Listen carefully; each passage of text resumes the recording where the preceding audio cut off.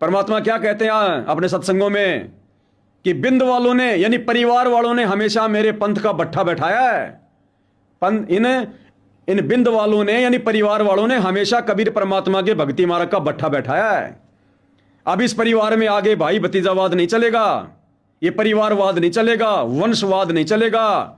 ये इसी को समाप्त करने की परमात्मा की ये प्लानिंग है। साथ संगति के माध्यम से ये सबूत दिखाए जा रहे हैं, वीडियो बनाए जा रहे हैं। और ये लोग जितने कुकर्म कर रहे हैं संत रामपाल जी के परिवार वाले, इन्हीं कुकर्मों से आने वाले समय में नीचे गिर जाएंगे। इस परिवार में बिंदवाद, ये परिवारवाद, ये भाई भतीजावाद, ये वंशवाद सदा सदा के लिए समाप्त हो जाएगा। जैसे हम सत्सेवक भाई बहन अपने गुरु को अपना परमात्मा मान के भक्ति कर रहे हैं, उनके परिवार के हम तलवे नहीं चाटते, हमें कोई आवश्यकता नहीं है उनकी। उनके जैसे 36 घूमते गलियों में, ऐसे ही आम संगत जब भक्ति करेगी इतनी दृढ़ होकर, तब परमात्मा प्रसन्न होगा। तो नाद और बिंद की लड़ाई छिड़ चुकी है, और इस नाद और बिंद की लड़ाई में बिंद वालों ने परमात्मा के मिशन का हमेशा भट्ठा बैठाया है। देख लो वर्तमान में भी सतगुरु रामपाल जी के बिंद वालों ने, उनके परिवार वालों ने कैसे इस मिशन का भट्ठा बैठा दिया।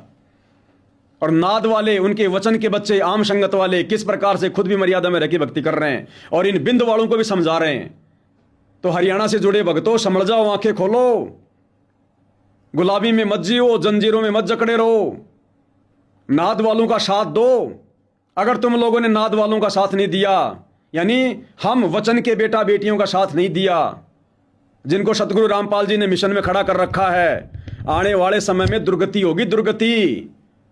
ये दूसरा महाभारत है ये, और हर एक ने अपनी भूमिका निभानी पड़ेगी। जैसे महाभारत के युद्ध में सब ने अपने अपना रोल प्ले किया था, चाहे कौरवों के पक्ष में चाहे पांडवों के पक्ष में। ये भी धर्म युद्ध है, असली धर्म युद्ध है। चाहे तो ये कौरव शतलोक आश्रम वालों के पक्ष में खड़े हो जाओ और लास्ट में अपनी दुर्गति करवा लेना, और चाहे इस धर्म युद्ध में हम जो पांडव हैं सत्सेवक भाई बहन, चाहे धर्म युद्ध में सत्य का साथ दे दो। ये भूमिका तो निभानी पड़ेगी और निभा भी रहे हो। महाभारत के समय तो कोई समझाने वाला नहीं था, एक विदुर था, विदुर ने समझाया तो मुंह पे थप्पड़ लगा। आज हम समझा रहे हैं, आज हम कितने विदुर हैं, समझा रहे हैं तुम लोगों को, थप्पड़ लग रहे हैं हमारे, मार पिटाई हो रही है, मुकदमे हो रहे हैं। लेकिन अंत में क्या होगा देख लेना, अगर सत्य को स्वीकार नहीं किया तो भाई ये नाद बिंद की लड़ाई है। और नाद बिंद के विषय में सतगुरु रामपाल जी भगवान ने कबीर सागर में क्या लिखा है, जगत वाले भाई बहनों ने भजन बनाकर उसके ऊपर बहुत कुछ लिखा हुआ है। कई बार आपको पहले भी दिखा चुका हूं मैं, अब भी आपको वो वीडियो में सुना देता हूं। 2 मिनट 20 सेकंड का है, नाद और बिंद को लेकर। इसमें परमात्मा ने कबीर सागर में, अनुराग सागर में साफ साफ लिखा हुआ है कि बिंद वाले अगर नाद वालों के साथ में रहकर सेवा नहीं करेंगे, नाद वाले कौन, हम सतगुरु रामपाल जी के वचन के बेटा बेटी, और बिंद वाले कौन, सतगुरु रामपाल जी के बेटा बेटी और उनके परिवार वाले। तो अनुराग सागर में कबीर परमात्मा ने वर्तमान समय के लिए उन बिंद वालों को, सतगुरु रामपाल जी के परिवार वालों को सलाह दी है कि नाद वालों के साथ मिलकर सेवा करो, यानी सत्सेवकों के साथ मिलकर साथ संगति से जुड़कर भक्ति करो, नहीं तो तुम्हारी दुर्गति होगी आने वाले समय में तगड़ी वाली। और हम नाद वालों के लिए भी परमात्मा ने हिदायत दी है कि नाद पक्ष यदि भेदभाव करेगा, पक्षपात करेगा, तो वो दुख में पड़ेगा। इसलिए हम सत्सेवक कभी भेदभाव नहीं करते, निष्पक्ष होकर बात करते हैं। हम क्या कह रहे हैं परमात्मा, ध्यान से सुन लो। नाद बिंद के विषय में ये सत्संग है परमात्मा का। चारों युग प्रमाण है भाई, पंथ नाद से ही हो जाई। चारों युग प्रमाण है भाई, पंथ नाद से ही हो जाई। चारों युगों का इतिहास उठा के देख लो, बिंद वालों से, परिवार वालों से, बेटा बेटी से कभी भी कबीर परमात्मा का मार्ग नहीं चला। धर्म जब परमात्मा आए 650 साल पहले, 650 साल पहले जब कबीर परमात्मा आए, तो कबीर परमात्मा के परिवार में कौन था, कमाल। लोग ये सोच रहे थे कि इस कमाल के माध्यम से भक्ति मार्ग आगे चलेगा, ये परमात्मा का बेटा है। अरे जो परिवार में आ जाता है ना, वो बिंद का ही हो जाता है। बिंद का मतलब ये नहीं कि उसके शुक्राणु से जो पैदा होता है वही होता है बिंद का, वो तो होते ही होते हैं। साथ में जो उसके परिवार के जो अन्य जो सदस्य होते हैं, जो खून के रिश्ते में होते हैं, वो भी बिंद में आते हैं। अगर गुरुजी की चारों संतान ही उनके बिंद में है, बेटा बेटी, तो गुरुजी की पत्नी फिर किस में है? गुरु जी के माता पिता फिर किस में थे? तो जो परिवार होता है महापुरुष का, वो बिंद के अंतर्गत आता है। भले उनके बिंद से, उनके शुक्राणु से, हालांकि ये तो परमात्मा है लेकिन लीला कर रहे हैं, सांसारिक दृष्टि में समझाना पड़ता है। भले सतगुरु रामपाल जी के बिंद से 2 लड़के 2 लड़कियां पैदा हैं, लेकिन उनका भाई, उनके माता पिता, उनकी पत्नी, ये भी बिंद के अंतर्गत आते हैं। ये पूरे के पूरे जो परिवार वाले हैं। तो परमात्मा कह रहे हैं बिंद से कभी भी पंथ नहीं चलता, चारों युग प्रमाण है भाई, और पंथ नाद से ही हो जाई। तो 650 साल पहले लोग यही सोच रहे थे कि कमाल के माध्यम से चलेगा। इसलिए क्या किया काल ने? पहले ही उस कमाल के रूप में अपनी आत्मा भेज दी थी। वो कमाल काल का दूत था जो परमात्मा के पंथ को भ्रष्ट करने आया था। लेकिन कमाल के माध्यम से पंथ नहीं चला, क्योंकि बिंद वाले से पंथ नहीं चलता। किसके माध्यम से चलाया? नाद के माध्यम से, वचन के बेटे के माध्यम से, धर्मदास के माध्यम से। धर्मदास के माध्यम से, उसकी पीढ़ियों के माध्यम से फिर आगे ये पंथ चला। ऐसे देख लो गरीबदास जी का पंथ नहीं चला बिंद के माध्यम से। आज क्या उस पंथ में? कुछ नहीं है। नानक जी का पंथ, नानक जी के 2 लड़के जयचंद श्रीचंद, जब नानक जी ने अपने वचन के बेटे को, अपने नाद पुत्र को, गोविंद सिंह जी थे या कौन थे उस समय, वो नामदास भूल गया उनका, उनको अपनी गद्दी दे दी। इस बात को लेकर नानक जी के दोनों बेटे उनके दुश्मन हो गए। ये इतिहास गवाह है चारों युगों में, बिंद वालों से, परिवार वालों से, बेटा बेटी से कभी परमात्मा का मार्ग नहीं चलता, हमेशा नाद वालों से चलता है। चारों युग प्रमाण है भाई, पंथ नाद से ही हो जाई। निर्गुण हो या सगुण हो भाई, नाद बिना ना चले पंथाई। निर्गुण हो या सरगुण हो भाई, नाद बिना ना चले पंथाई। उस कबीर परमात्मा का मार्ग निर्गुण, यानी जब कबीर परमात्मा सतलोक में रहता है, धरती पर संत रूप में नहीं रहता है, उसको कहते हैं निर्गुण अवस्था। तो उस समय भी ये पंथ नाद के माध्यम से चलता है। और सरगुण, जब कबीर परमात्मा संत रूप में प्रकट होता है, उस समय भी ये पंथ उनका, उनके नाद के बेटा बेटी से चलता है, वचन के बेटा बेटी से। सरगुण हो या निर्गुण हो भाई, नाद बिना ना चले पंथाई। बिंद वालों से नहीं चलेगा, ये तो काल के दूत हैं। नाद पुत्र तो धर्म हमार, जीव मुक्ति का दिया अधिकार। नाद पुत्र तू धर्म हमार, और जीव मुक्ति का दिया अधिकार। की है धर्मदास, तू मेरा नाद पुत्र है, तू मेरे वचन का शिष्य है, और जीवों की मुक्ति का अधिकार मैंने तेरे को दे दिया। उस कमाली को नहीं दिया, उस कमाल को नहीं दिया जो बिंद की कैटेगरी में आते थे। धर्मदास तू पुत्र हमार, और जीव मुक्ति का तुझे दिया अधिकार। ऐसे ही वंश 42 तारे, जब भी गिरेगा तभी उबारे। नाद वचन जो बिंद न माने, काल लगेगा उसे सताने। नाद वचन जो बिंद न माने, भाई काल लगेगा उसे सताने। यानी सतगुरु के जो नाद वाले हैं, जो शिष्य हैं, जो वचन के, जैसे वर्तमान में परमात्मा ने सात संगति शुरू करवा रखी है। हम लोग पिछले 10 साल से भोग रहे हैं, संत रामपाल जी के बिंद वालों को समझा रहे हैं, परिवार वालों को समझा रहे हैं, भैया संभल जाओ, सुधर जाओ, जो तुम कर रहे हो ये काल प्रेरणा है, इस मार्ग में नहीं चलता ऐसा। सत्संग ध्यान से सुनो। इन लोगों ने हमारी एक भी बात नहीं सुनी। अंत में क्या हो रहा है इनके साथ अब, और क्या होगा आने वाले समय में? क्या कह रहे हैं परमात्मा? बिंद वाले अगर नाद वालों की बात नहीं मानेंगे तो अंत में काल उनको सताने लगेगा। तो देख लो भाई और बहनों, सात संगति की बात ना मान के आज इन लोगों ने, बिंद वालों ने, इतनी बड़ी बड़ी गलतियां कर दी। काल इनको सता रहा है, इनके कर्म बिगड़वा रहा है, सूखे मरेंगे आने वाले समय में ये। अगर काल से बचना चाहे, नाद वंश संग प्रीत निभाए। अगर काल से बचना चाहे, बिंद वालों को शिक्षा दे रहे हैं परमात्मा अपने परिवार को। अगर काल से बचना चाहे तो नाद वालों के साथ में प्रीति बढ़ाओ, प्रेम बढ़ाओ। अगर सतगुरु रामपाल जी के परिवार ने बचना है तो नाद वाले, सात संगति वालों की संगति करनी पड़ेगी। ये विधान है भक्ति का, ये अनुराग सागर में लिखा है, सूक्ष्म वेद में, 5वें वेद में। इसलिए गुरु जी कहते हैं बच्चों, ये डूम बाट के गीत नहीं है, सत्संगों को ध्यान से सुना करो। अगर बिंद वाले नाद वालों की बात नहीं मानेंगे तो काल लगेगा उनको सताने। नाद वंश की छोड़ी जो आस, बिंद फंसे फिर यम की फांस। नाद वंश की जो छोड़ी आस, बिंद फंसे फिर काल की फांस। अगर सात संगति में नहीं जुड़े संत रामपाल जी के परिवार वाले तो फंसेंगे, और फंस गए। 10 साल से नहीं मान रहे ना, काल ने कितना फंसा दिया। धनाना में स्टेडियम बनवा दिया, मर्यादाओं की धज्जियां उड़ा दी, जाटों की धर्मशाला में करोड़ों रुपए बर्बाद करवा दिया, परशुराम की जयंती में बैठा के आन उपासना करवा दी, कबीर पंथियों के साथ मिलकर कबीर जयंती मना रहे हैं। जयंती माने जन्मदिन मनाना कबीर जी का। खुद के आश्रम में प्रगट दिवस छोड़कर इस आर की सिरसा में स्वदेश कबीर के कहने पर मुख्यमंत्री की रैली को सफल करने के लिए कबीर जी का जन्मदिन मनाने गए। अयोध्या में जाके भंडारा लगा दिया काल पुजारियों के लिए। 2019 में कांग्रेस सरकार के पीछे लगा दी। हमने कितना समझाया तुम लोगों को, 2015 से समझा रहे हैं। 24 में तुमने बीजेपी के चरण पकड़ लिए, कभी जाट आरक्षण में, कभी गुंडों की सीबीआई जांच, कभी इन धर्मशालाओं में जाके 12-12 लाख रुपए देना। क्या हो रहा है ये? अन्नपूर्णा मुहिम के तहत तुमने कितने संगत के फोड़ दिए कर्म। तो बिंद वालों, तो नाद वालों की बात ना मानने का नतीजा बिंद वालों को काल ने फांस लिया। ये अनुराग सागर की वाणियां हैं, कितनी बार सुना चुका हूं।